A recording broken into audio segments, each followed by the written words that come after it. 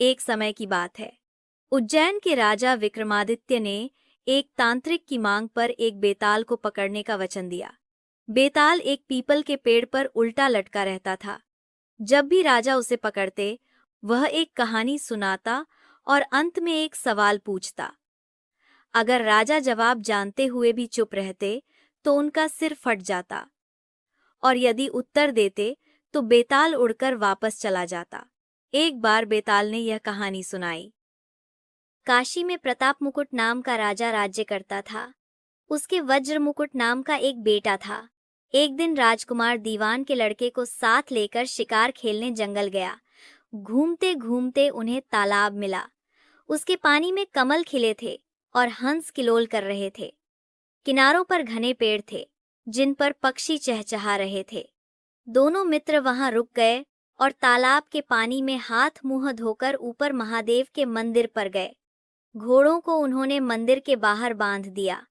वो मंदिर में दर्शन करके बाहर आए तो देखते क्या है कि तालाब के किनारे राजकुमारी अपनी सहेलियों के साथ स्नान करने आई है। दीवान का लड़का तो वहीं एक पेड़ के नीचे बैठा रहा, पर राजकुमार से न रहा गया। वह आगे बढ़ गया। राजकुमारी ने उसकी ओर देखा तो वह उस पर मोहित हो गया। राजकुमारी भी उसकी तरफ देखती रही। फिर उसने किया क्या कि जूड़े में से कमल का फूल निकाला, कान से लगाया, दांत से कुतरा, पैर के नीचे दबाया और फिर छाती से लगा, अपनी सखियों के साथ चली गई।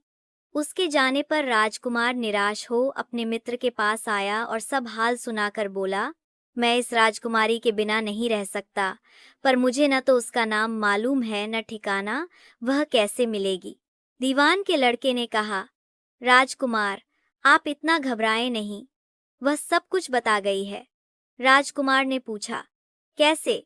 वह बोला, उसने कमल का फूल सिर से उतार कर कानों से लगाया तो उसने बताया कि मैं कर्नाटक की रहने वाली हूँ। दांत से कुतरा तो उसका मतलब था कि मैं दंतबाट राजा की बेटी हूँ। पांव से दबाने का अर्थ था कि मेरा नाम पद्मावती है, और छाती से लगाकर उसने बताया कि तुम मेरे दिल में बस गए हो। इतना सुनना था कि राजकुमार खुशी से फूल उठा। बोला, अब मुझे कर्नाटक देश में ले चलो। दोनों मित्र वहां से चल दिए। घूमते फिरते सैर करते दोनों कई दिन बाद वहां पहुंचे। राजा के महल के पास गए तो एक बुढ़िया अपने द्वार पर बैठी चरखा कातती मिली।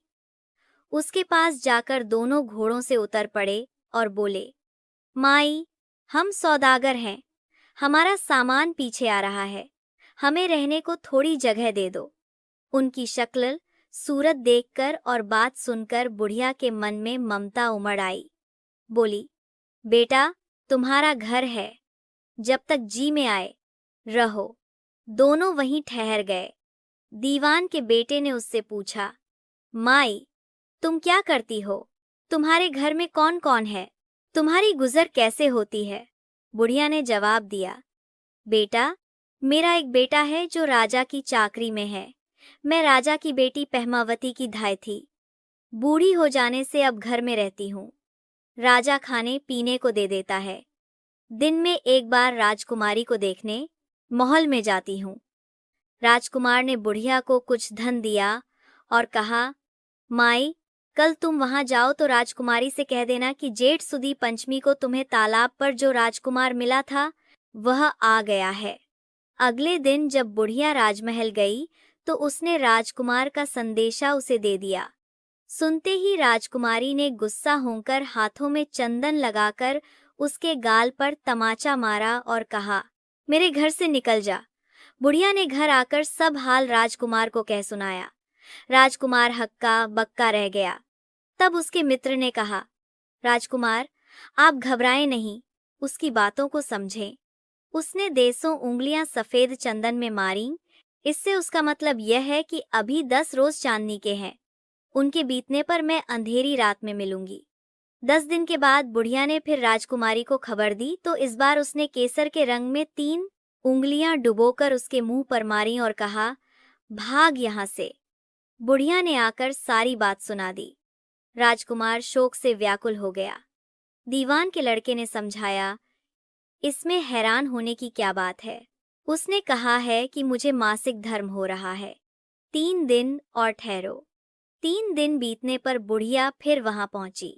इस बार राजकुमारी ने उसे फटकार कर पश्चिम की खिड़की से बाहर निकाल दिया।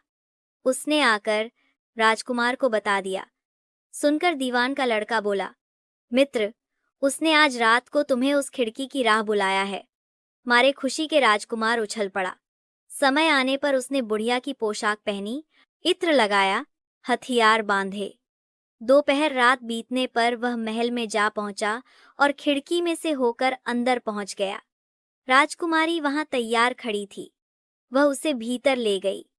अंदर के हाल देखकर राजकुमार की आंखें खुल गईं। एक से एक बढ़कर चीजें थीं। रात भर राजकुमार राजकुमारी के साथ रहा। जैसे ही दिन निकलने को आया कि राजकुमारी ने राजकुमार को छिपा दिया और रात होने पर फिर बाहर निकाल लिया। इस तरह कई दिन बीत गए। अचानक एक दिन राजकुमार को अपने मित्र की याद आई। उसे चिंता हुई कि पता नहीं उसका क्या हुआ होगा। उदास देखकर राजकुमारी ने कारण पूछा तो उसने बता दिया। बोला, वह मेरा बड़ा प्यारा दोस्त है, बड़ा चतुर है। उसकी होशियारी ही से तो तुम मुझे मिल पाई हो। राजकुमारी ने कहा, मैं उसके लिए बढ़िया बढ़िया भोजन बनवाती हूँ। तुम उसे खिलाकर तसल्ली देकर लौट आना। खाना साथ में लेकर राजकुमार अपने मित्र के पास पहुंचा। वे महीने भर से मिले नहीं थे। राजकुमार ने मिलने पर सारा हाल सुनाकर कहा कि राजकुमारी को मैंने तुम्हारी चतुराई की सारी बातें बता दी हैं, तभी तो उसने यह भोजन बनाकर भेजा है।